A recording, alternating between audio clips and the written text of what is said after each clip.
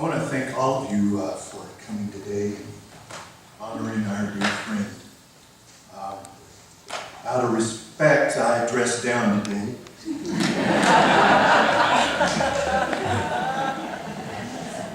Got my flip-flops on.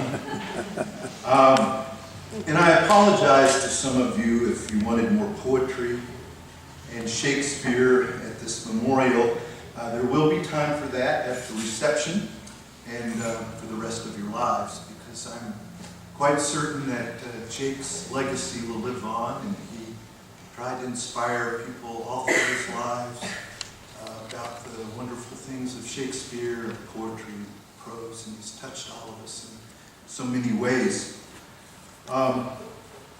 If Jake had been a rancher, I suspect that it would have been called the Triple J Ranch.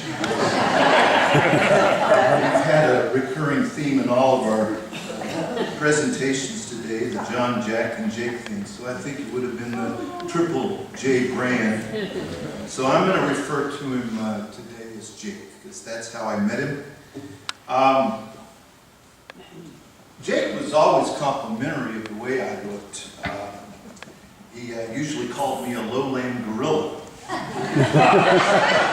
He's probably the only one here that's seen me with fewer clothes on, so he could say that and we would have a good laugh. And he loved poking fun at me all the time. I was from Amarillo, West Texas, and I was a ballet dancer. I danced with Pittsburgh Ballet, Atlanta Ballet, Dallas Ballet, and so he always made fun of that fact. I think he was a little jealous. I can remember one time where I got kicked out of the Sandpiper for lewd dancing, and I was doing my Patrick Swayze routine. Is Jane Hillary here? Raise your hand. Jane? I think I was dancing with you. So we were doing one of these things near the musicians, and the bouncer came out and said, "Sir, the band would like you to leave." I forget what's the Ted? Is that the landlord? Anyway, I met him for the first time yesterday, so I told him about getting kicked out of this place. Carrie was really right about Jake when she said Jake was pro-women. He would have made a great Mormon preacher. In the old days, you know, before they outlawed those kinds of things, because he was always surrounded by women.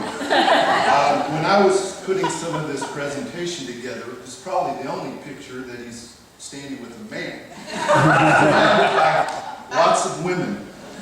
There was a rumor circulating for years that Jake was really the inspiration for all of the Austin Powers movies. He claimed that they used his line, "I'm getting my mojo back, baby." And he truly embodied that. He led a very austere life. He told me once that all he really needed was a hot plate upon which to cook his meals, a bookcase upon which to put his books, and a bed upon which to entertain his friends. In some circles, very small circles, Jake was considered an infamous Playboy poet and a Shakespearean god. But, you know, of all of the women that he may have been around throughout his life, there is only one that he slept with near and loved most dear every night, and that was Mickey, and that was the one he saw almost every night. He loved her dearly, and we survived 5 marriages together, and in all the depression and hurt and anger and resolution that goes with all that. Over the years, we played out a lot of characters over the phone, because I wasn't from Laguna Beach, of course, or in Santa Ana and all the places he lived. And we were very non-politically correct with these characters we played on the phone. We were very politically correct in public, but not over the phone. And we played a lot of characters out. Beyond Ananda and Mudananda, we would do our Indian We played our Philip and Kenneth, Peter and Kenneth.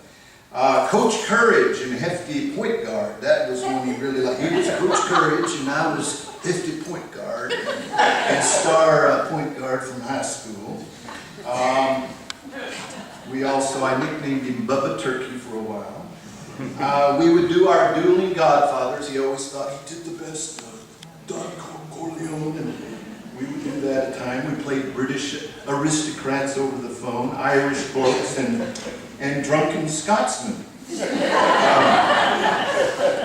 One of the things, now Carrie may take exception with this, but I believe I was the first person to ever buy Jake a computer. And I believe it was on Windows 95, and I brought it into his place. I bought a couple of friends' computers that year, and he had nothing but problems with it for his whole life, and still up to probably last Tuesday, whenever it was. And so the thing about this computer, what I discovered about a year or two later, is that he knew how to do a Word document, and he knew how to do a page break. And so he had one document with 600 pages of his poems, and he would break up the poems with these page breaks. And so one day, when they invented thumb drives and external hard, I said, Jim, I'm going to come into town, I'm in LA, I'll drive down, I'll put another digital copy on an external hard drive, a thumb drive. And he said, no, you're not going to touch that. And we had to drag out. I said, I bought you this computer. He said, I don't care. You're not touching my poetry.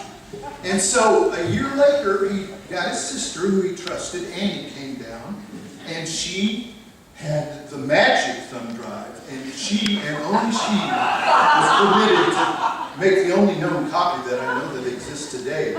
So, and Carrie can tell you some other stories of reception, but she's had to support his IT needs for the whole time I've known him, about 35 years now. We had a couple of other run-ins. Back in the 80s, I was a producer for a musical called Peace Child, and I was proselytizing all over the country about bringing peace to the world, and I worked with kids, and I was doing this joint Soviet-American tour, and so I came to Laguna again, and I had these little earth pins.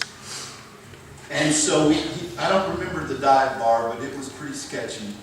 And we accidentally sat next to a tunnel rat from Vietnam. If you know what they are, these are the soldiers that they sent into these holes that may have Viet Cong in them, and they were booby-trapped and all sorts of horrible things. And so I was trying to pin a earth pin on this guy, and he wanted to take me outside and kill me. And so Jake was my big brother that night. We had countless pictures of margaritas over the years. We met in Dallas. I enrolled in a Shakespeare monologue class that he taught for the Dallas Theater Center. And so I'll never forget that. And he was very good friends with my first wife, and he came to see my shows. And so we spent a lot of time. When he went through his first divorce, he stayed with me then. And so we went and had margaritas almost every single night, and people would see us over there bawling or laughing, and they never knew what was going on between Jake and I. But I'll tell you about, this is another side of Jake that's a little bit interesting. But so he's a neat freak, and so we went over to the apartment where he and his first wife had lived, and he grabbed all of the shirts that she'd ever given him, clothing that their family had given him. He put them in a closet, and Pastor, I'm really sorry to say this, but he urinated all over them. And then he stacked all of his books neatly in a corner of the house. And then he got some eggs out of the refrigerator, an egg, the bicycle. And then he got cheese out of the refrigerator and put it in all the cabinets in the kitchen.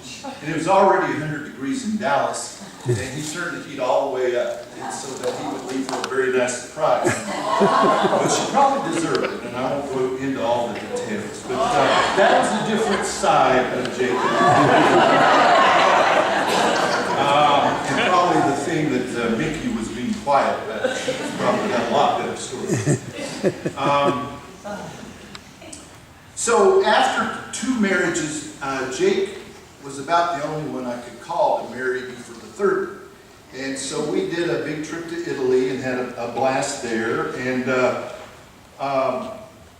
so we just had a very great friendship over the years. And we were very different. You know, he stacked his few possessions, and he would fold his socks and his t-shirts and his underwear, you know, and his daily routine was just getting a t-shirt, his shorts, his flip-flops, and of course his 3-ring binder of poetry. And so this went on for years. Four days ago, this was very interesting, on Facebook, announced that I had a friend-iversary. Have any of you had a friend-iversary on Facebook? And it was celebrating my 1-year anniversary with Jake. Now, this was just 4 days ago. And so I found out he had befriended me about a year ago during the Dakota pipeline mess we had up in my neck of the woods. And, you know, there was that slogan, "I'm there with the Dakota tribe," and all that. And so Jake had convinced a lot of people that he was actually there. And I called him down. I said, "Jake, you're in Laguna Beach enjoying the sunshine. They're freezing their ass off in the mud and all this." And he got mad and he defriended me. So that's how that happened.